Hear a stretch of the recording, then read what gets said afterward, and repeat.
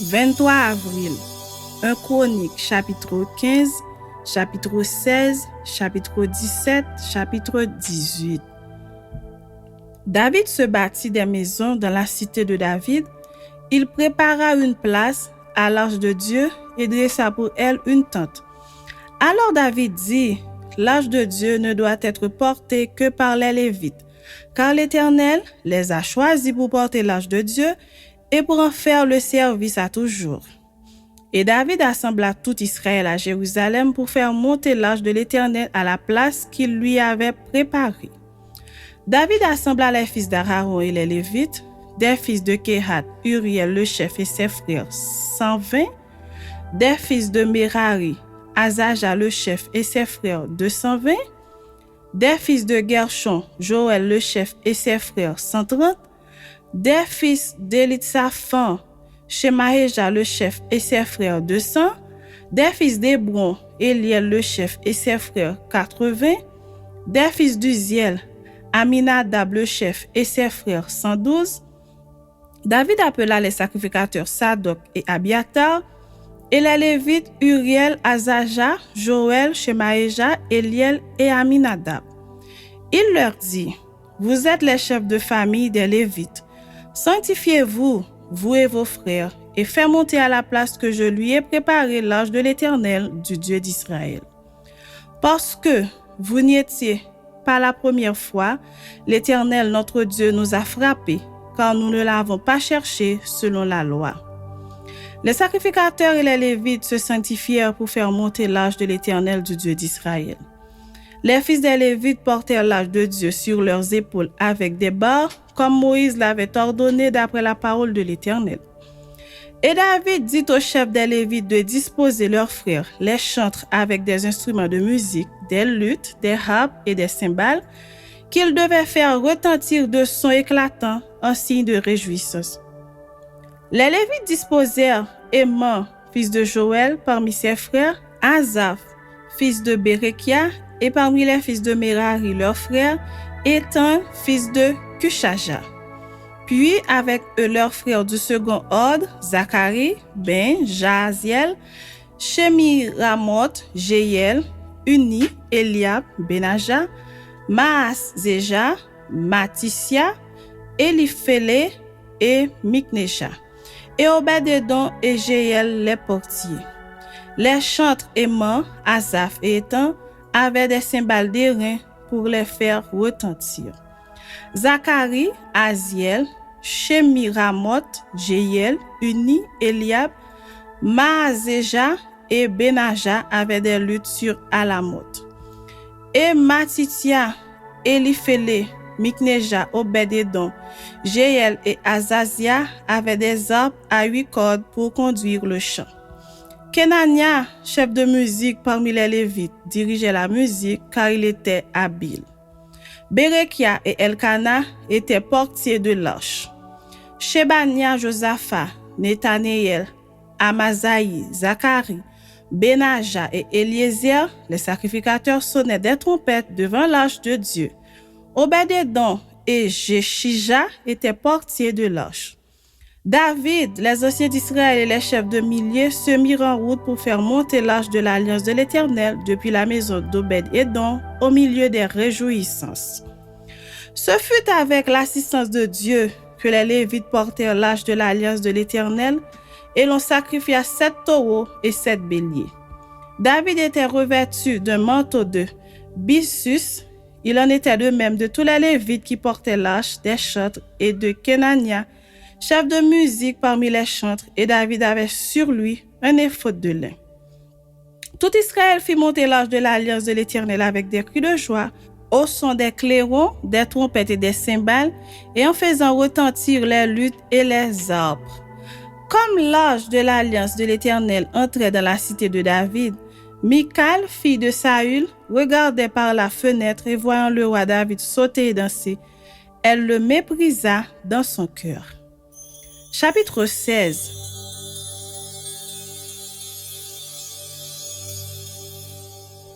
Après qu'on eut amené l'arche de Dieu, on la plaça au milieu de la tente que David avait dressée pour elle. et l'on offrit devant Dieu des holocaustes et des sacrifices d'action de grâce. Quand David eut achevé d'offrir les holocaustes et les sacrifices d'action de grâce, il bénit le peuple au nom de l'Éternel.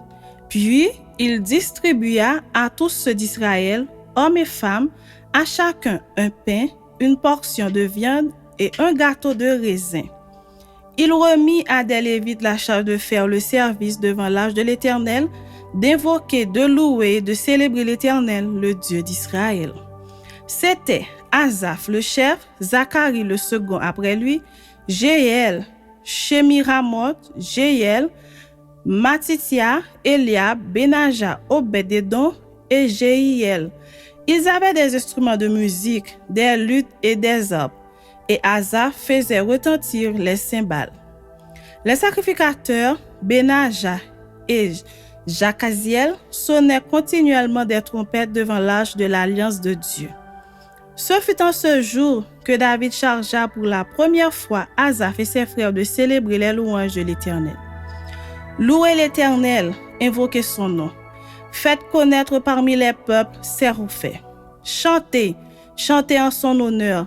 Parlez de toutes ses merveilles. Glorifiez-vous de son saint nom. Que le cœur de ceux qui cherchent l'Éternel se réjouisse. Ayez recours à l'Éternel et à son appui. Cherchez continuellement sa face. Souvenez-vous des prodiges qu'il a faits, de ses miracles et des jugements de sa bouche. Race d'Israël, son serviteur, enfant de Jacob, ses élus. L'Éternel est notre Dieu, ses jugements s'exercent sur toute la terre. Rappelez-vous à toujours son alliance, ses promesses pour 1000 générations, l'alliance qu'il a traitée avec Abraham et le serment qu'il a fait à Isaac.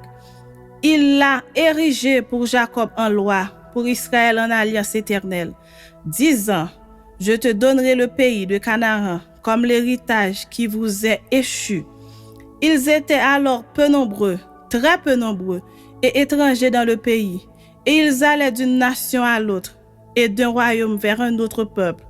Mais il ne permit à personne de les opprimer, et il châtia des rois à cause d'eux.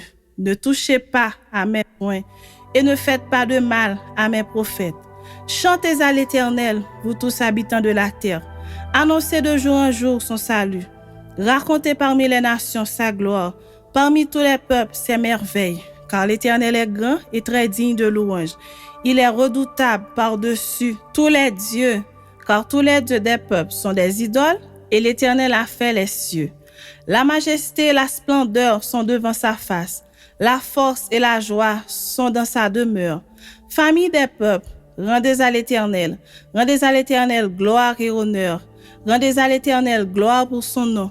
Apportez des offrandes et venez en sa présence. Prosternez-vous devant l'Éternel avec de saints ornements. Tremblez devant lui, vous tous habitants de la terre. Le monde est affermi, il ne chancelle point. Que les cieux se réjouissent et que la terre soit dans l'allégresse. Que l'on dise parmi les nations, l'Éternel règne. Que la mer retentisse avec tout ce qu'elle contient. Que la campagne s'égaie avec tout ce qu'elle renferme. Que les arbres des forêts poussent des cris de joie devant l'Éternel, car il vient pour juger la terre. Louez l'Éternel car il est bon, car sa miséricorde durera toujours. Dites, sauve-nous, Dieu de notre salut. Rassemble-nous et retire-nous du milieu des nations, afin que nous célébrions ton saint nom et que nous mettions notre gloire à te louer.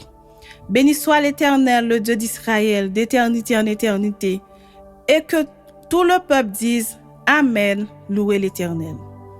David laissa là, devant l'arche de l'alliance de l'Éternel, Asaph et ses frères, afin qu'ils fussent continuellement de service devant l'arche, remplissant leurs tâches jour par jour. Il laissa Obed-Édom et Osa avec leurs frères au nombre de 68, Obed-Édom, fils de Jéduthun, et Osa comme portier. Il établit le sacrificateur Sadok et les sacrificateurs, ses frères, devant le tabernacle de l'Éternel, sur le haut lieu qui était à Gabaron, pour qu'ils offrissent continuellement à l'Éternel des holocaustes, matin et soir, sur l'autel des holocaustes, et qu'ils accomplissent tout ce qui est écrit dans la loi de l'Éternel, imposés par l'Éternel à Israël. Auprès d'eux étaient Héman et Jeduthun, et les autres qui avaient été choisis et désignés par leur nom pour louer l'Éternel, car sa miséricorde dura toujours. Auprès d'eux étaient Héman et Jeduthun, avec des trompettes et des cymbales pour ceux qui les faisaient retentir, et avec des instruments pour les cantiques en l'honneur de Dieu. Les fils de Jeduthun étaient portiers. Tout le peuple s'en alla chacun dans sa maison, et David s'en retourna pour bénir sa maison. Chapitre 17.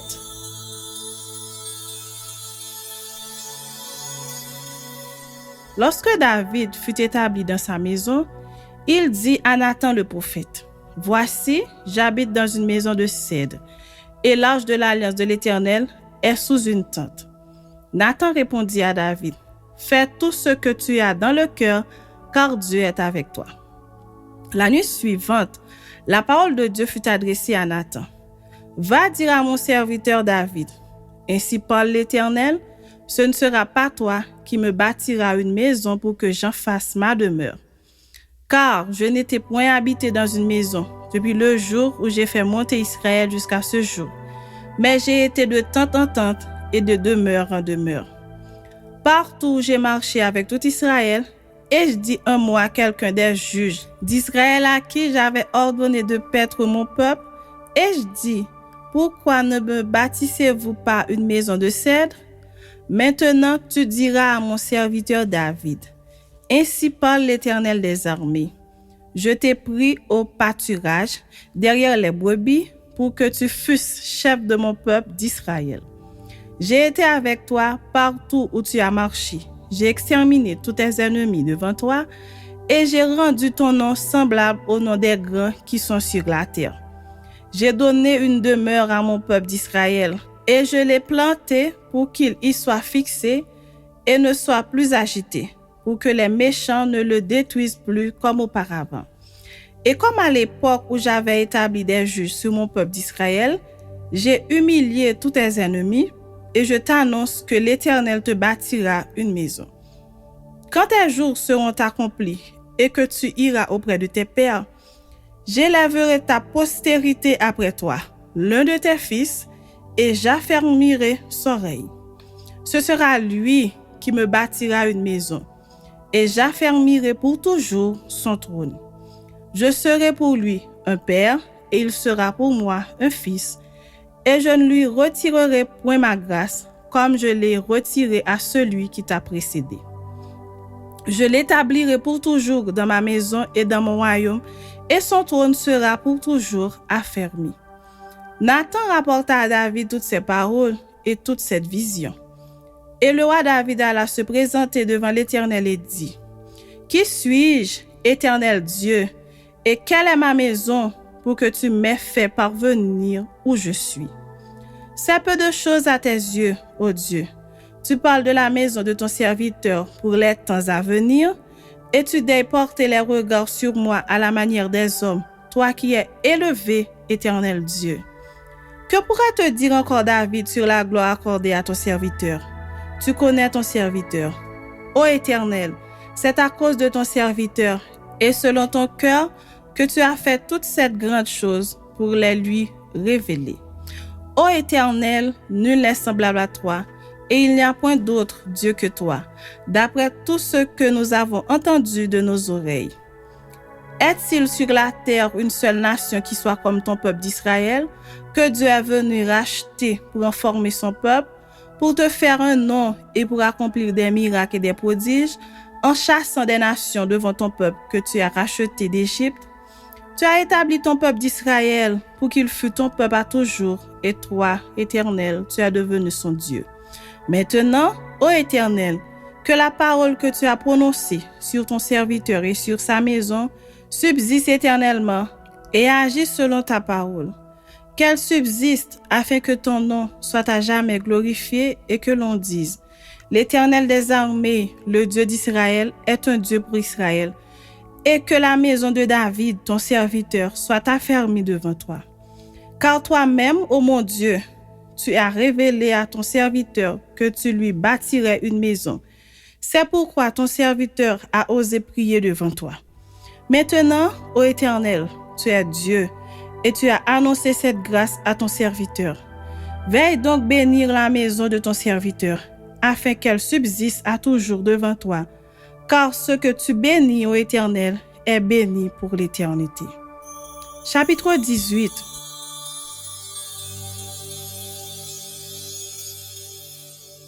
Après cela, David battit les Philistins et les humilia. Et il enleva de la main des Philistins Gath et les villes de son ressort. Il battit les Moabites, et les Moabites furent assujettis à David et lui payèrent un tribut. David battit Hadarézer, roi de Soba, vers Hamath, lorsqu'il alla établir sa domination sur le fleuve de l'Euphrate. David lui prit 1000 chars, 7000 cavaliers et 20 000 hommes de pied. Il coupa les jarrets à tous les chevaux de trait et ne conserva que 100 attelages. Les Syriens de Damas vinrent au secours d'Hadarézer, roi de Soba, et David battit 22 000 Syriens. David mit des garnisons dans la Syrie de Damas, et les Syriens furent assujettis à David et lui payèrent un tribut. L'Éternel protégeait David partout où il allait. Et David prit les boucliers d'or qu'avaient les serviteurs d'Hadarézer et les apporta à Jérusalem. David prit encore une grande quantité d'airain à Tibchat et à Kun, ville d'Hadarézer. Salomon en fit la mer d'airain, les colonnes et les ustensiles d'airain. Tohu, roi de Hamath, apprit que David avait battu toute l'armée d'Hadarézer, roi de Soba, et il envoya Adoram son fils vers le roi David pour le saluer et pour le féliciter d'avoir attaqué Hadarézer et de l'avoir battu. Car Tohu était en guerre avec Hadarézer. Il envoya aussi toutes sortes de vases d'or, d'argent et d'airain. Le roi David les consacra à l'Éternel avec l'argent et l'or qu'il avait pris sur toutes les nations, sur Édom, sur Moab, sur les fils d'Ammon, sur les Philistins et sur Amalek. Abishai, fils de Séruja, bâtit dans la vallée du Sel 18 000 Édomites. Il mit des garnisons dans Édom et tout Édom fut assujetti à David. L'Éternel protégeait David partout où il allait. David régna sur tout Israël et il faisait droit et justice à tout son peuple. Joab, fils de Séruja, commandait l'armée. Josaphat, fils d'Achilud, était archiviste. Sadok, fils d'Achitub, et Abimelech, fils d'Abiatar, étaient sacrificateurs. Shavsha était secrétaire. Benaja, fils de Jéhojada, était chef des Kérésiens et des Pélésiens. Et les fils de David étaient les premiers auprès du roi.